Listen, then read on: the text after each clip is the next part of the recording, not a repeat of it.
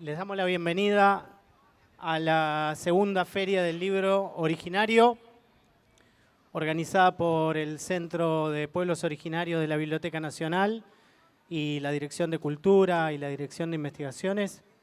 Para nosotros es un honorazo estar haciendo esta segunda edición de la feria que permite que un montón de autores, un montón de editoriales acerquen sus textos al público, que la gente los conozca, que se armen redes, que se armen charlas, que permitan que las culturas y las lenguas de las comunidades, de los pueblos de nuestro territorio se vean, se escuchen, se conozcan y que eso nos permita generar una representación de la pluralidad que somos como sociedad.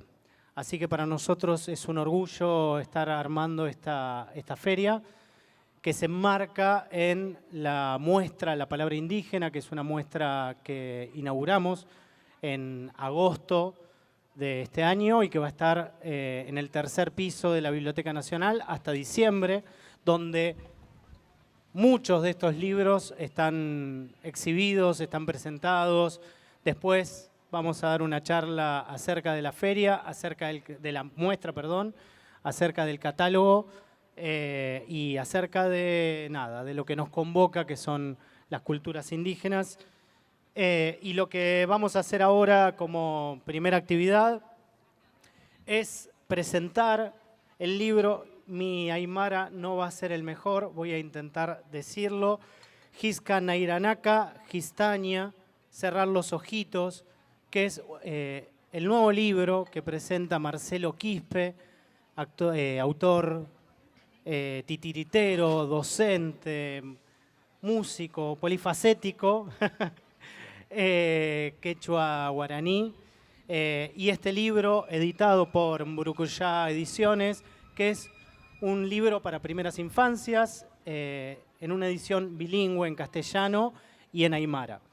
Y ahora me gustaría presentar a una de las factotum, las realizadoras de este libro, que es Lorena Méndez, editora de Mburucuyá, editora, ilustradora. No es la ilustradora de este libro en particular, pero tiene un largo recorrido en el trabajo editorial, en el trabajo de la literatura infantil y particularmente en la literatura infantil destinada a las culturas de nuestras primeras naciones.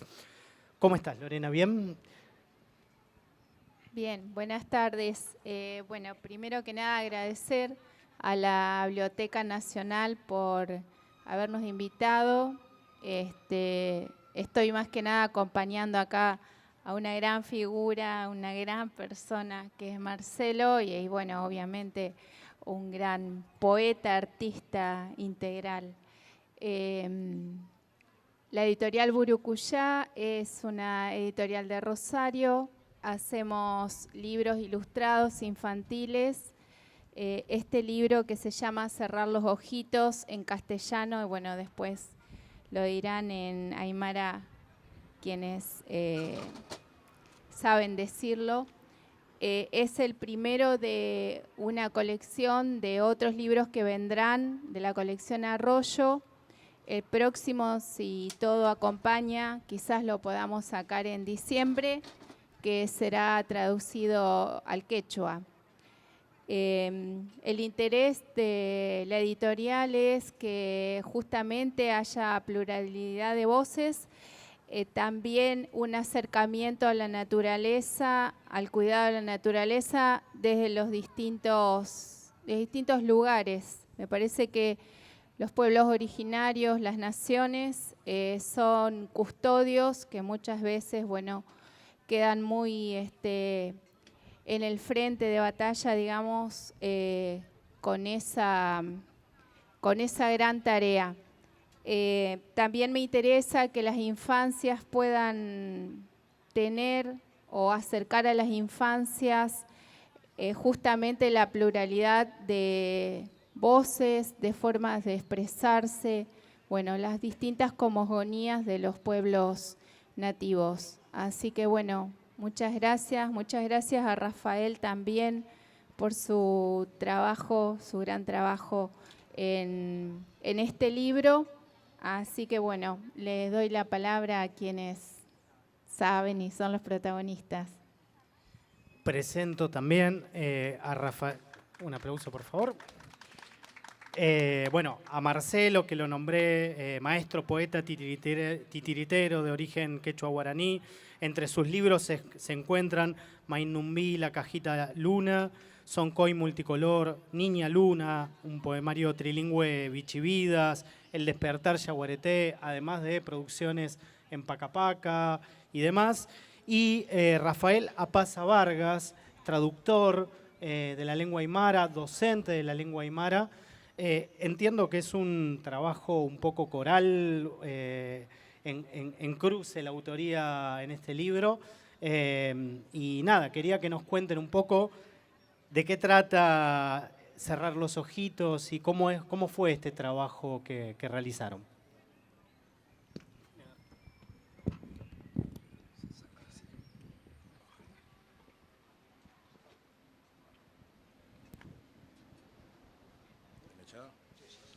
Bueno, buenas tardes, Magnalia, Cusiglia. Alegría de estar aquí en la Biblioteca Nacional.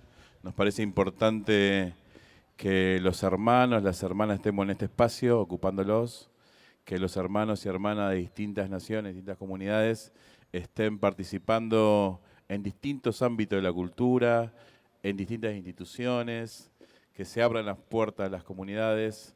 Me parece que es un paso importante.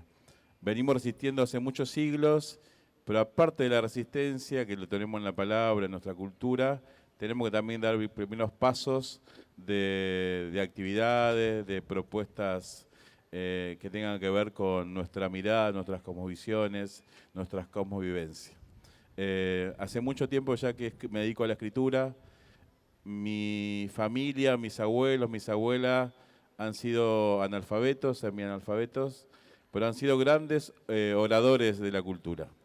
Me han contado desde siempre muchas historias que, bueno, yo la he tomado toda la vida de mi familia y de otros ancianos y ancianas. Así que el oral, la oralitura, ese lugar entre el oral y la escritura es parte de nuestras comunidades. Está presente, así que cuando uno escribe a través de nuestros ancianos, nuestras ancianas.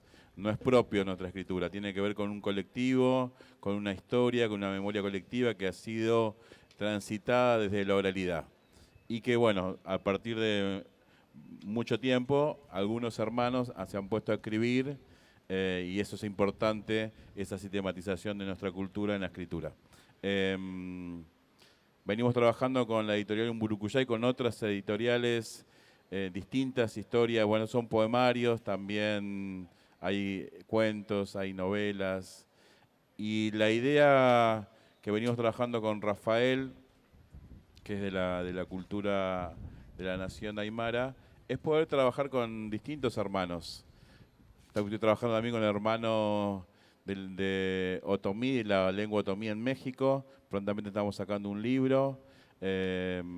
Así que estamos tratando de articular, no solamente en el territorio argentino, sino en el Avia Yala, en América, los encuentros de la literatura, de la oralitura, que es importante para los desafíos en un contexto nacional, latinoamericano y mundial de tanta crisis, de tanto avasallamiento a los derechos en términos generales.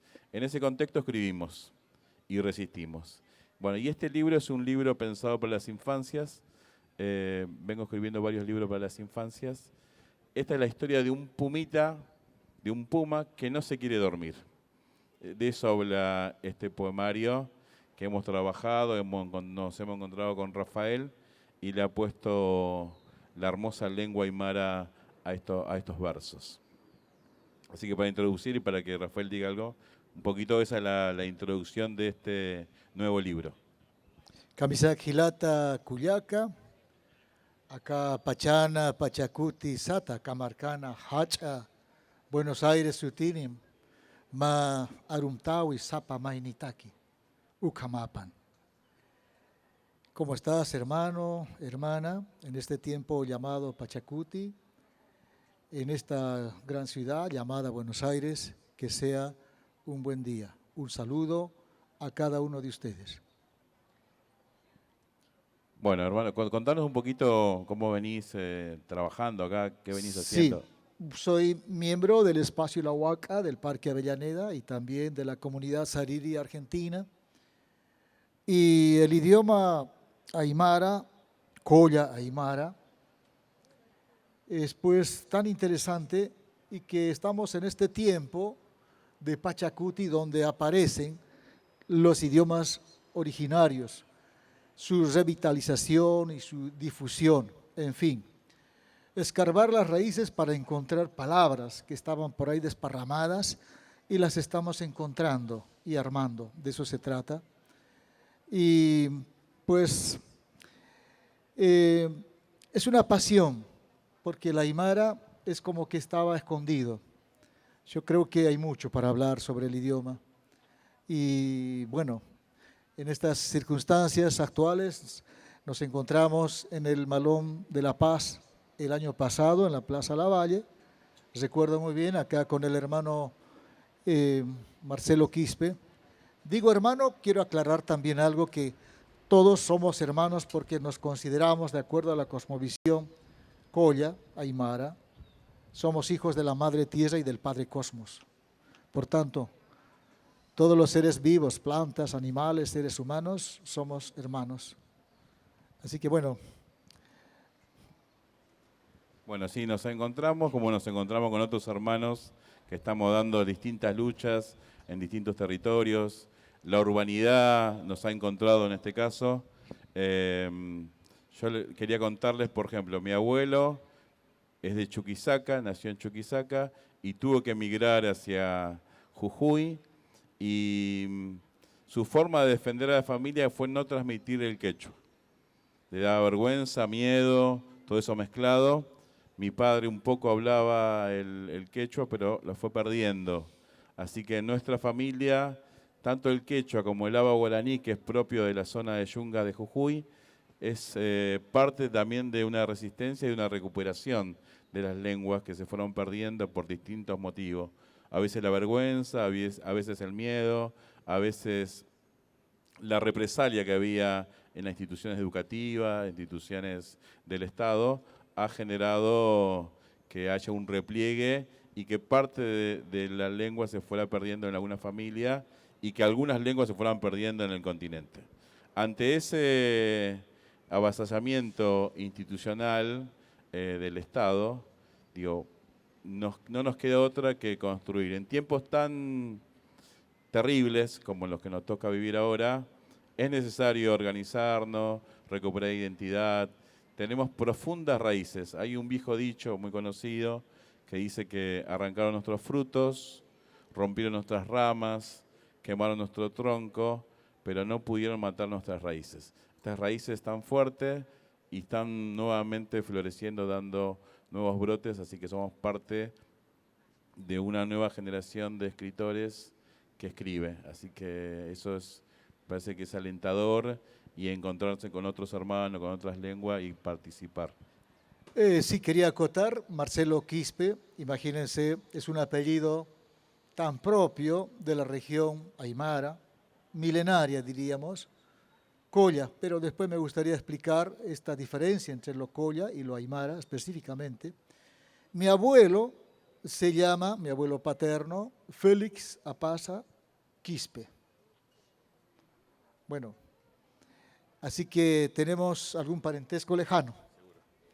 Claro, mi papá ya se llama Rafael Apaza Mamani. Yo soy Rafael Apaza Vargas.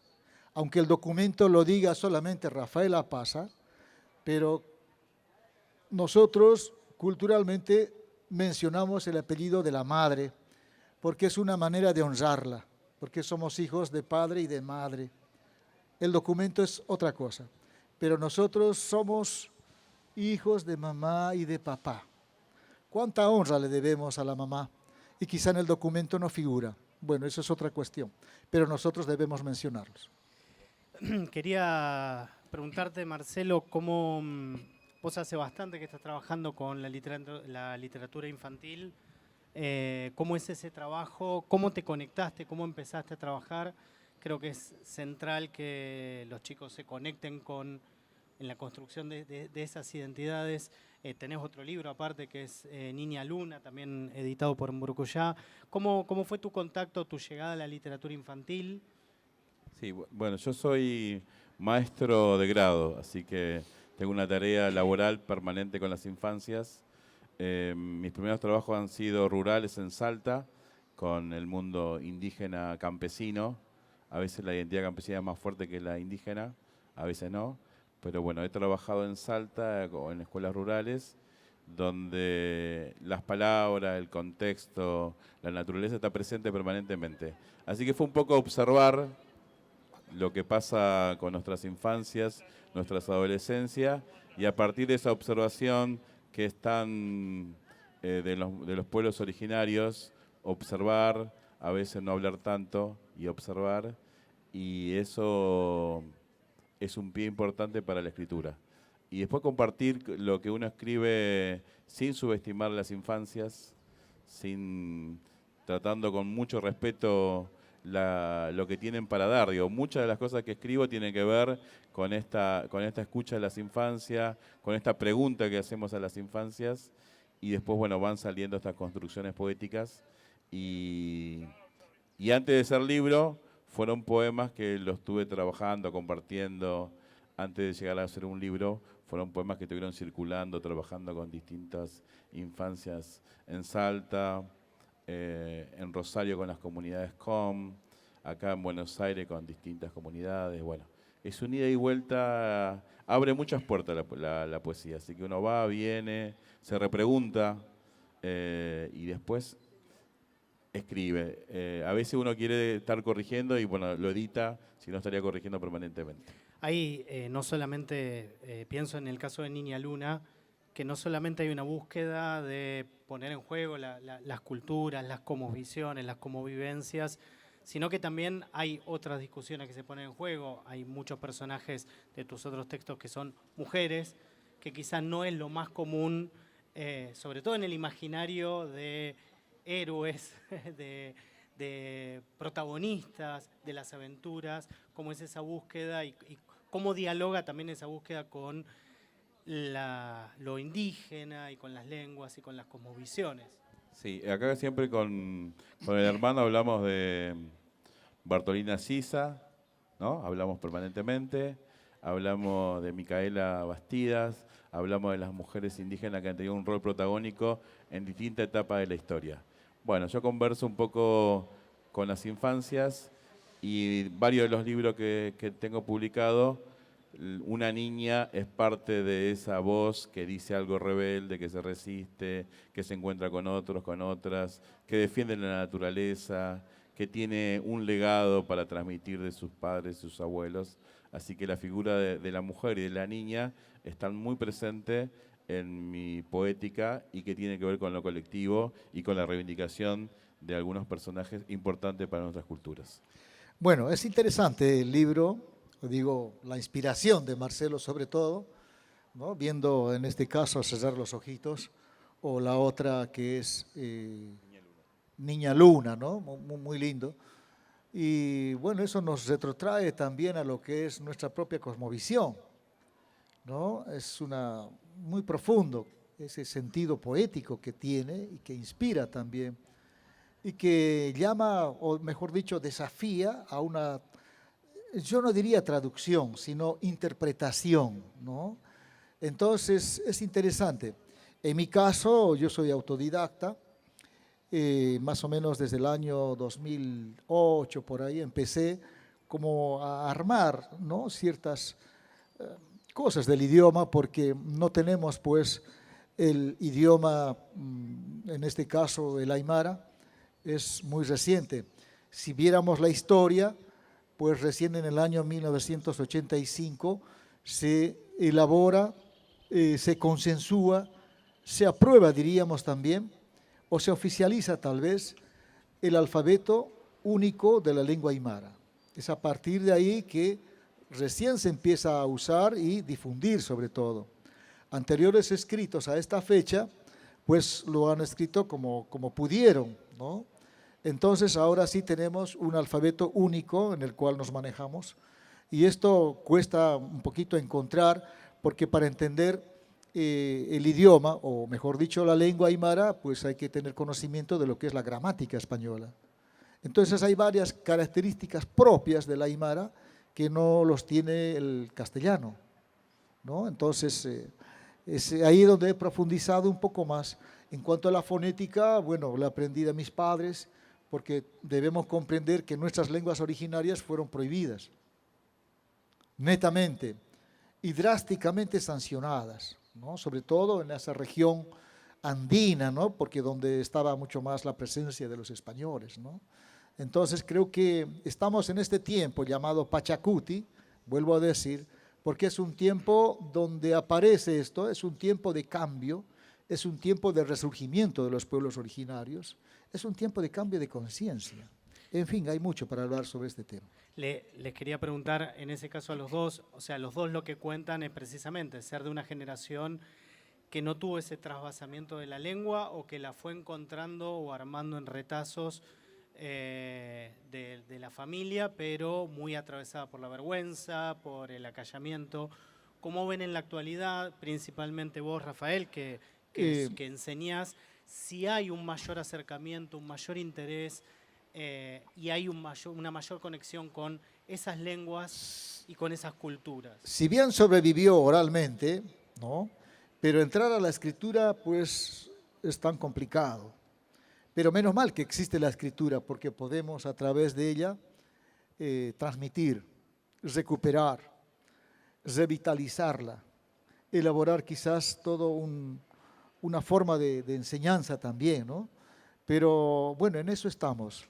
Creo que el idioma aymara cada vez es más, diría, no solo interesante, sino que tiene un contenido muy profundo.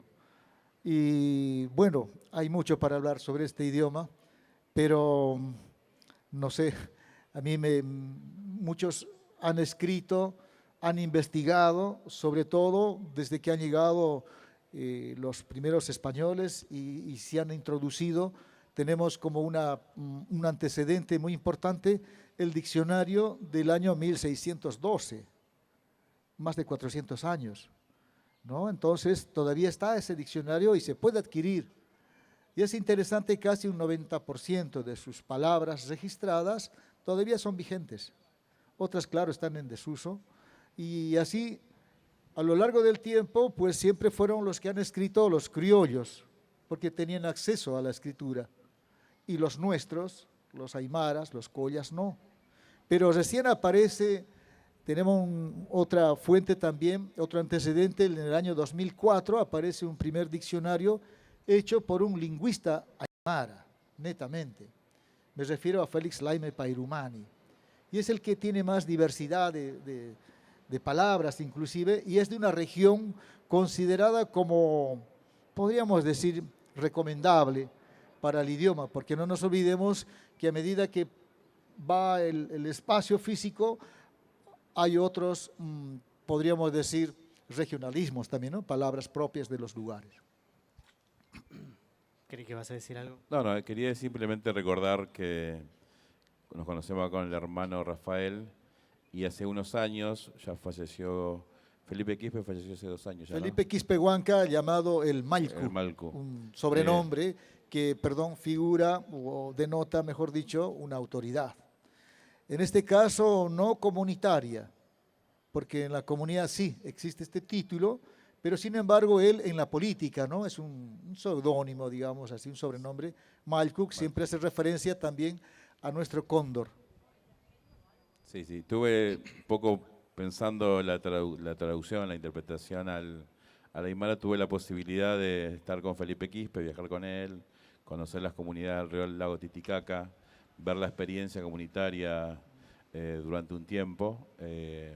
Así que bueno, y ahí las comunidades alrededor del Titicaca hablan aymara, todas las comunidades, que es la lengua primera. Así que reivindicar, bueno, a este hermano luchador en el nombre de él a otros luchadores.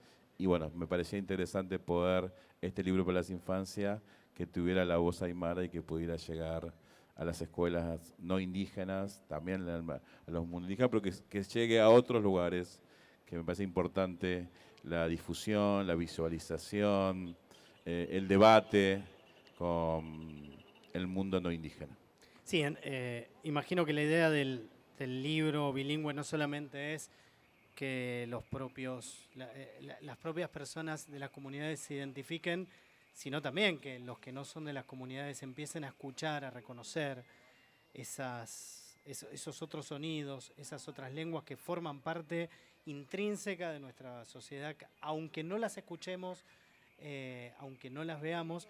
Y te quería preguntar en tu caso en particular, en tu trabajo como docente, o sea, ¿cómo aparece ese trabajo? A veces el prejuicio tiene que ver con el desconocimiento, porque en las infancias he trabajado en muchas escuelas, en Santa Fe, en Salta, en Buenos Aires, y he viajado por las provincias de Argentina. Una vez que dialogamos con las infancias no está, y uno empieza a hablar de las lenguas, de cómo suenan, de sus orígenes, y no está el prejuicio. Una vez que empieza a conocer es como algo más que se puede dialogar con las infancias en nuestro país y seguramente en otros países. Así que hay que avanzar, hay que trabajar, hay que difundir, es una tarea gigantesca, pero bueno, es la tarea que tenemos que hacer en esta época. Sí, quería aportar también, bueno, quizás el idioma aymara en el actual territorio argentino no está. Solamente han quedado nombres de lugares, me refiero a los topónimos. Pero en mi caso particular, si bien yo nací en la década del 50, allí en El Carmen, provincia de Jujuy, pero mis padres, que eran del territorio aymara, netamente, de aquella región tan antigua, milenaria, llamada como Pacaje, Pacajaque, ¿no? Entonces regresaron para allá y ellos del altiplano se fueron a los yungas, paseños. Estamos hablando del actual estado plurinacional. Y ahí crecí y la fonética ahí la aprendí. Pero pues como no habían textos para aprender, entonces es todo de oído y uno va como ahora armando como un rompecabezas y queda todo en la memoria de aquella infancia. Entonces uno va encontrando datos más precisos, datos más, diríamos así, que las va armando como un rompecabezas porque el idioma aymara es sufijante y además es aglutinante, ¿no? Entonces uno habla palabras con 1, 2, 3, 4 o 5 sufijos, hasta que alguien, como es un lingüista, en este caso Juan de Dios Yapita, ha hecho una palabra con 14 sufijos. Imagínense, tiene 32 palabras. Interesante, pero esto no se usa porque complejiza mucho para poder decirlo, pero simplemente es para decir que el aymara es sufijante y por sus características que tiene el aymara es también reducible a fórmula algebraica. Qué interesante. Si ustedes entran a Iván Guzmán de Rojas van a encontrar, ¿no?, acerca de esta forma, ¿no?, de decir que es algorítmica, que tiene esa posibilidad de ser, ¿cómo sería? Convertida, ¿no?, en el álgebra y bueno, elabora también, hace su proyecto inclusive para hacer unos sistemas de traducción simultáneo. Pero vemos que las políticas internacionales pues no dan lugar a esto, por tanto es frenado y lamentablemente queda por ahí todavía, siendo que inclusive la matriz de la computadora no es el aymara, así que imagínense, ¿no? También habla de que el aymara es trivalente, tiene una lógica trivalente con valores de verdad, ¿no?, que son 3. Pero en fin, hay mucho por hablar, hay muchísimo, muchísimo. Bueno, todo esto dicho y me encantaría que escuchemos este texto, que abramos los ojos, los oídos para escuchar un poco estas lenguas y este diálogo.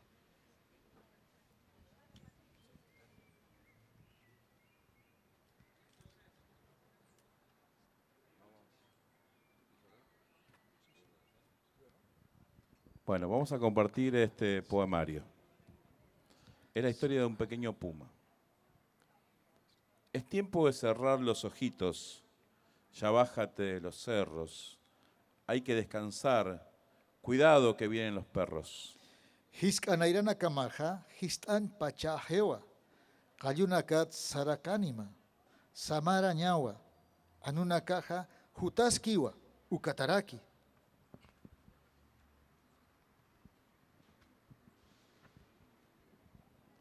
Se durmió el cachorro de puma. Quería seguir jugando, pero se hizo de noche. Ya salieron las estrellas y la luna. Puma kalloja, ikhewa, anatañ munaska kinua, arum tapiwaihewa, paksej, warawaranakaj mistun hewa. Ay, pequeño, sigue soñando. Nubecitas rellenas de plumas, con el inmenso lago azul y la blanquísima espuma. Samkasis kakin pumakayu, kenayana caja, puyuna campi wali pokantatawa, samilaram hacha kotampi, sinti hanko japoko pampi. Es tiempo de cerrar los ojitos. Bájate ya del sagrado cerro. Deja de gruñir a los colibríes. Cuidado que vienen los perros. Hiska nairana kamaja, histan pachajewa, koyan kolyuta sarakan hakimaya, lulina kamaroja han tuasimti, anunaka jutaskiwa, ukataraki.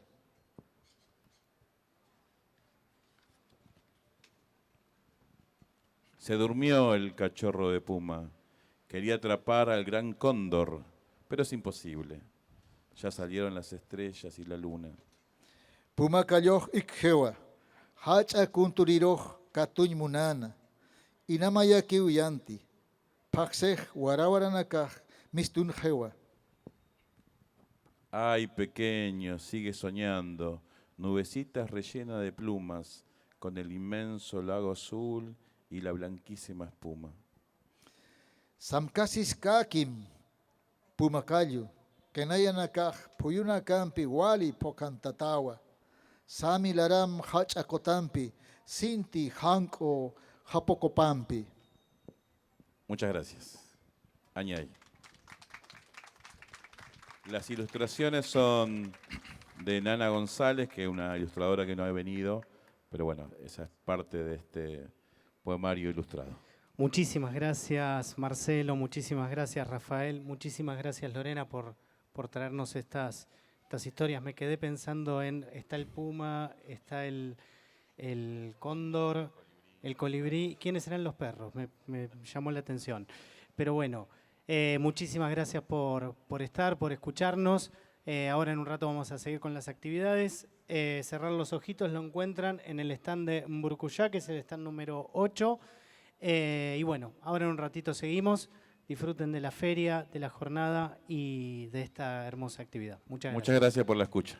Yuspakar hilata kuyaka yak uruna hikisiñan, hikisinkama, hayaya.